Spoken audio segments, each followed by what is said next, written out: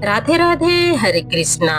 आज हम आपको सुनाने जा रहे हैं एक ऐसी दिव्य और रहस्यमयी कथा जो हर वर्ष कार्तिक मास के शुक्ल पक्ष की एकादशी तिथि को की जाती है। यह वही दिन है जब भगवान विष्णु योग निद्रा से जागते हैं, जब सृष्टि पुनः मंगलमय हो जाती है, जब भक्ति और सौभाग्य का संगम होता है। यह है देव उठनी एकादशी की पावन दिन। इस दिन तुलसी विवाह का आयोजन किया जाता है, जिसे सुनने और देखने मात्र से ही जन्मों जन्मों के पाप नष्ट हो जाते हैं। इस दिन का महात्म इतना अधिक है कि जो कोई इस विवाह का साक्षी बनता है, उसे वही फल प्राप्त होता है जो कन्यादान करने से मिलता है। लेकिन दोस्तों, क्या आपने कभी सोचा है कि क्यों देवउठनी एकादशी के दिन ही तुलसी विवाह मनाया जाता है? इस दिन का तुलसी से क्या गहरा संबंध है? तो आइए एक पवित्र और पौराणिक कथा सुनते हैं। कहा जाता है कि भगवान विष्णु प्रत्येक वर्ष 4 महीने के लिए योग निद्रा में जाते हैं। यह काल होता है आषाढ़ शुक्ल एकादशी से लेकर कार्तिक शुक्ल एकादशी तक, जिसे चातुर्मास कहा जाता है। इन 4 महीनों में न तो कोई शुभ कार्य किया जाता है, न विवाह, न यज्ञ, न गृह प्रवेश, क्योंकि कहा जाता है कि जब स्वयं भगवान विश्राम करते हैं तब सृष्टि के शुभ कार्य भी थम जाते हैं।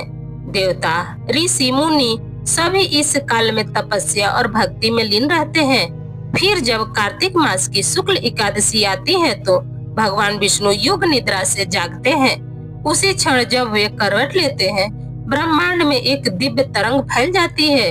धरती पर नई ऊर्जा का प्रभाव होता है, सभी दिशाओं में मंगल ध्वनि गूंजती है और इसी क्षण से शुरू होती है शुभ कार्यों की पुनः अनुमति।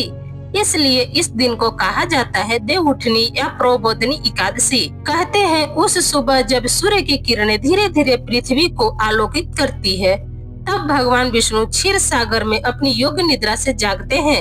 माता लक्ष्मी उनकी चरणों में बैठी होती हैं, मंद मुस्कान लिए कहती हैं, प्रभु अब जागिए, आपके भक्त आपके जागरण की प्रतीक्षा कर रहे हैं।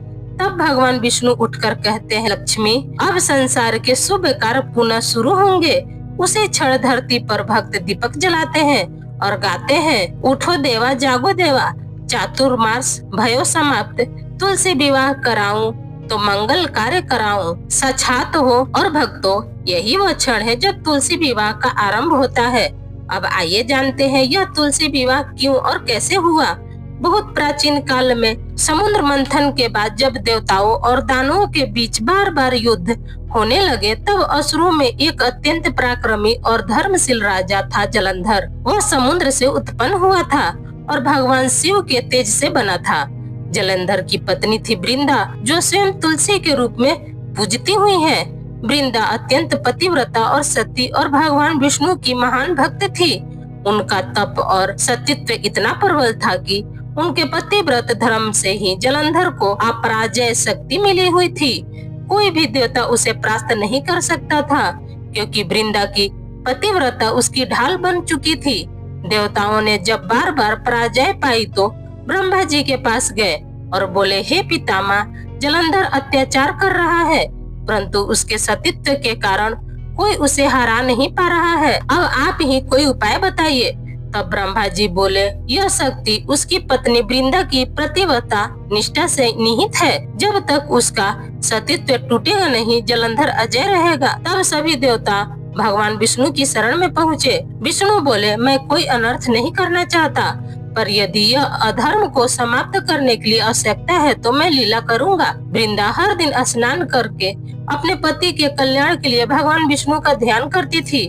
उसी समय भगवान विष्णु ने छल से जलंधर का रूप धारण किया और उसके सामने प्रकट हुए। वृंदा ने सोचा कि यह उनके पति हैं और उनका पतिव्रत क्षण भर के लिए विचलित हो गया। उसी पल उनका सतीत्व टूट गया और जलंधर का सिर भगवान शिव के त्रिशूल से छिन्न हो गया। जब वृंदा को सच्चाई पता चला तो यह सब विष्णु की लीला थी, तो वे क्रोध से कांप उठी।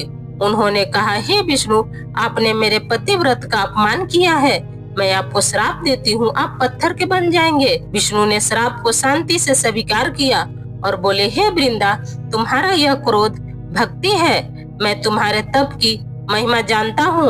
मैं शालिग्राम रूप में पृथ्वी पर निवास करूंगा और तुम तुलसी के रूप में जन्म लेकर सदा मेरी पूजा में शामिल रहोगी। मेरी प्रत्येक पूजा तुम्हारे बिना अधूरी होगी और एक दिन मैं स्वयं तुमसे विवाह करूंगा। वृंदा ने अग्नि में प्रवेश कर लिया और उनके शरीर की राख से तुलसी का पौधा उत्पन्न हुआ। वह तुलसी का पौधा आज भी हर घर में पूजनीय है। तुलसी केवल एक पौधा नहीं बल्कि भक्ति, पवित्रता और पतिव्रता की प्रतीक है। इसलिए जब भगवान विष्णु देवउठनी एकादशी के दिन योग निद्रा से जागते हैं तो उसी दिन या उसके अगले दिन उनका विवाह तुलसी माता से कराया जाता है। यह विवाह सृष्टि के धर्म और भक्ति के मिलन का प्रतीक है। इस दिन भक्त लोग तुलसी माता को 16 श्रृंगार से सजाते हैं। पीले वस्त्र या लाल वस्त्र पहनाते हैं, चूड़ी, बिंदी, फूल और मेहंदी से श्रृंगार करते हैं। शालिग्राम रूपी भगवान विष्णु को दूल्हे के रूप में सजाया जाता है। उन्हें सुंदर वस्त्र, मुकुट, हार और तुलसी माला पहनाई जाती है। फिर मंडप में दोनों का विवाह होता है। पुरोहित मंत्रों का उच्चारण करता है, शंखनाद होता है, दीपक जलते हैं और पूरा वातावरण भक्ति की ध्वनि से गूंज उठता है। लोग मंगल गीत गाते हैं। तुलसी विवाह महोत्सव आया, हरि से तुलसी का संग रचाया।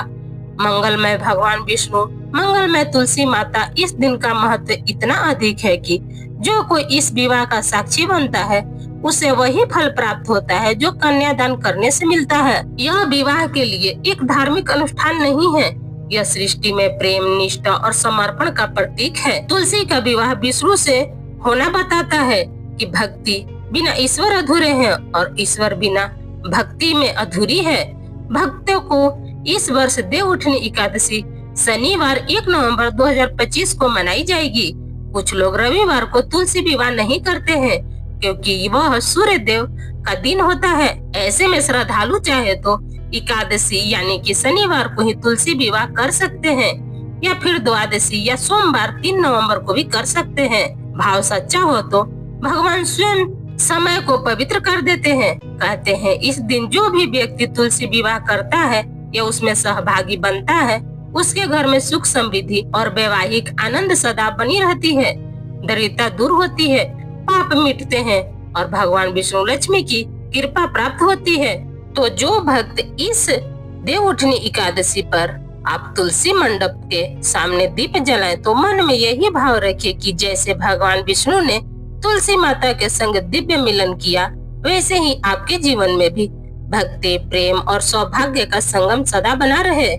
तुलसी विवाह में यही सिखाता है कि सच्ची निष्ठा कभी व्यर्थ नहीं जाती। वृंदा का पतिव्रत आज भी तुलसी के पत्तों में जीवित है और भगवान विष्णु आज भी उन्हीं तुलसी के पत्तों के बिना भोजन नहीं करते। जय श्री हरि, जय तुलसी माता, जय देवउठनी एकादशी। चलिए दोस्तों, अब हम सुनते हैं तुलसी दीपदान महिमा कथा।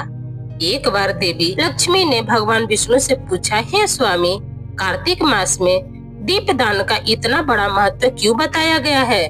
भगवान विष्णु ने प्रसन्न होकर कहा, देवी, दीपदान इस मास का हृदय है। जो भक्त कार्तिक मास में स्नान कर तुलसी के सामने दीप जलाता है वह सभी जन्मों से मुक्त हो जाता है, सब पाप उसके नष्ट हो जाते हैं। ऐसा भक्त न केवल स्वर्ग बल्कि वैकुंठ धाम को भी प्राप्त करता है। मैं तुम्हें एक कथा सुनाता हूँ। भगवान बोले, एक बार निर्धन ब्राह्मणी थी जो अत्यंत दरिद्र थी। उसके पास धन नहीं था किंतु उसका हृदय भक्ति से परिपूर्ण था। कार्तिक मास आने पर उसने सोचा, मेरे पास दान के लिए कुछ भी नहीं है परंतु मेरे पास प्रेम है, मैं तुलसी माता के पास दीप जलाऊंगी। उसने मिट्टी का एक छोटा सा दीप बनाया, उसमें थोड़ा सा तेल डाला और तुलसी के सामने रख दिया। वह पूरे प्रेम से बोली, हे हरि, यह दीप मेरा जीवन है, इसे आपके चरणों में समर्पित करती हूँ।